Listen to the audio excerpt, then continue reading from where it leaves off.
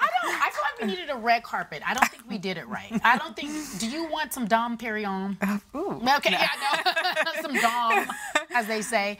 I'm really, first off, as you know, I'm effusive with my praise of you. So thank you for coming on the show. Thank you for having me. And you're such a professional. You got here early. I was like, I didn't even get my makeup done yet. You came beyond on time. And I immediately said to myself, this is why she's so great. This professional at what she does. So how have you been? How is life for you?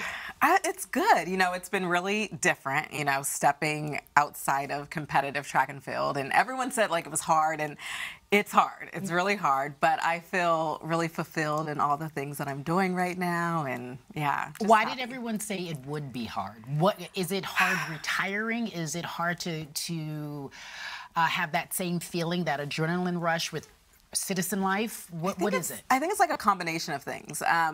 What I find the hardest is just, I think, identity. Like, I've been an athlete, like, all of my life. It's, you know, and stepping outside of that realm and really, like, doing the work to, like, say, like, who am I without this? And I've never really had to do that. I've been running for the past 20 years. And so that has been, and still is, a process. How difficult is that? I think about people who are connected to entities. For me, it was being a reporter at ESPN or anchor at ESPN, and when you leave an entity, some people feel like you need the 4 letters. A good friend of mine just left another company, and she was saying, that's been the hard part, not being associated.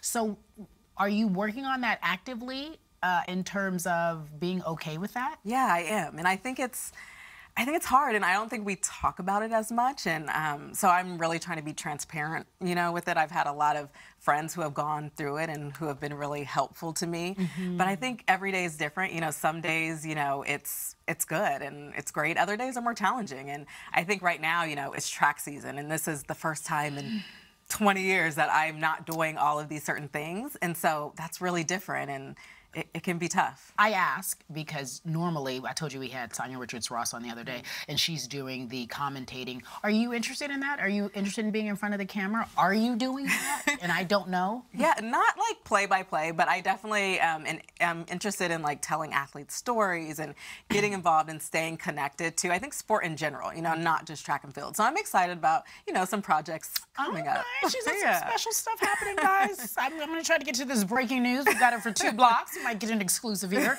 As of April, the home of USC track and field is also known as Allyson Felix Field. Track and field, perhaps. Am I saying it right? What did they rename it to exactly? Yeah, it's Allyson Felix Field, which... Does that not make your stomach and your heart pop? Like, that's huge. It's crazy. Like, I mean, I grew up in that neighborhood, and my grandma used to walk me through the campus, like, to get to the Rose Garden and all these things and go to the Children's Museum.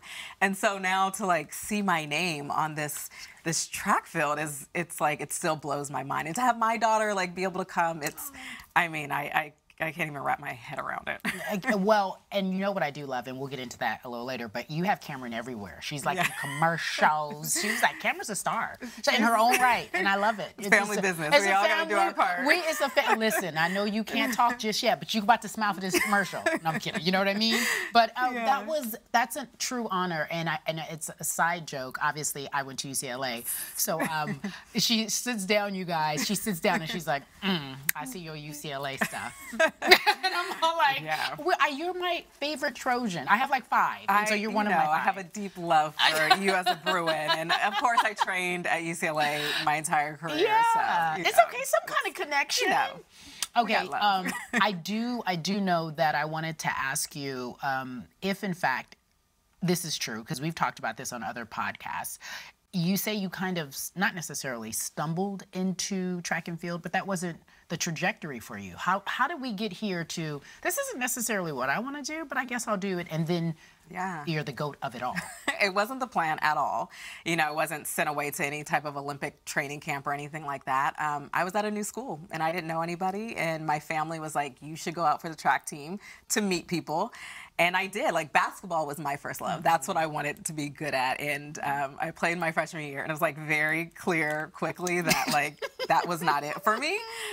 So, yeah, I came out for the track team, and I fell in love with it, and I found those friends, and it just kind of was a whirlwind from that point on. Gosh. Yeah. And then you found obviously someone who said you have something special. Who was that person, that coach that you had that said, you know, I think you should really start taking this seriously, Miss Felix? Yeah, my first coach, John Patton, he was, you know, my high school coach, and he saw the potential. And really, I think it was, he cared about me. You know, obviously he was a great coach, but he really like just took his time with all of the team, and I really appreciated that. It made me love the sport even more, and he just like went above and beyond, and so that kind of like started to cultivate that fire, and I was like, oh, wait, maybe this is like a bigger thing than just, you know, getting a scholarship or something like that. Oh, wow. Then just getting a scholarship. When did you realize, oh, no, I have this. I'm really special. Well, I mean, and by the way, I'm not, and I'm saying that with all humility for you, but there is a time when you know you're set apart. Yeah. It just is. And when did you realize that? I think it was my senior year.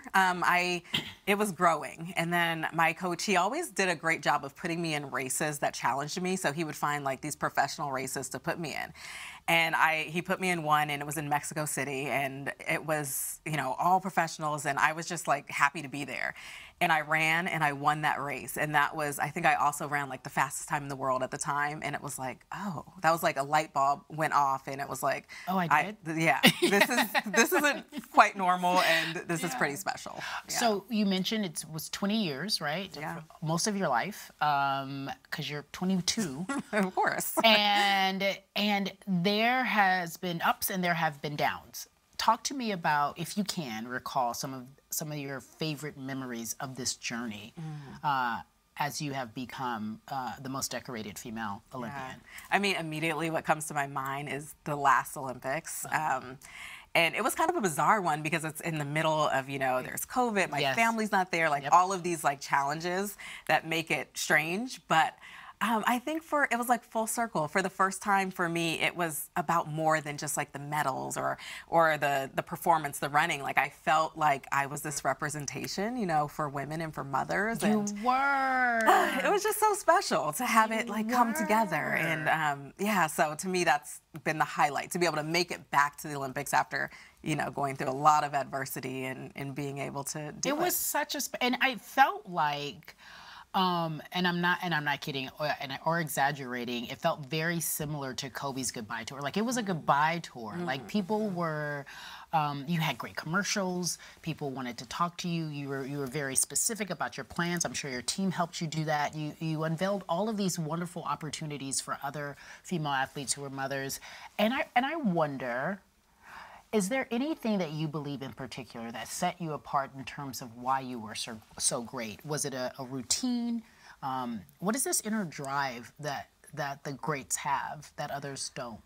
I mean, I think it's like, it's kind of cliche, but it feels like just literally not giving up, you know, like always finding something new. But I feel like the turning point for me really was like when I understood that it wasn't just about the accolades. Like when I was able to put real purpose behind it, that's when it shifted for me. What was the purpose that you put behind it? For me, it was that, you know, I'm here for more than to run fast. And I really connected to doing it for women, for being an advocate and wanting to make things, you know, wanting to make it more equal. And I think that's can be an uphill battle, but I really connected to that. And I think having a daughter and still competing, like that just gave me that drive. Well, you know, it's really hard for some athletes to come back after they have children. Yeah. It's hard for them to have that, there's Cameron. It's hard for them to have that competitive drive still, or perhaps just priorities shift and your body feels it. I don't know.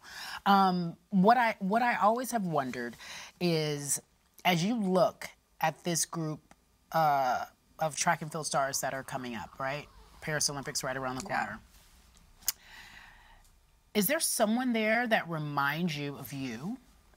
Or is there someone or something that you feel like, I feel connected to this particular young athlete? I mean, I think that I am really connected to the wave of young women who are just shining. And I think we see a lot of personality. I mean, you have like Sydney McLaughlin, who's also who's doing amazing things. Amazing. Yeah, Anna Hall, who's like charting her own path.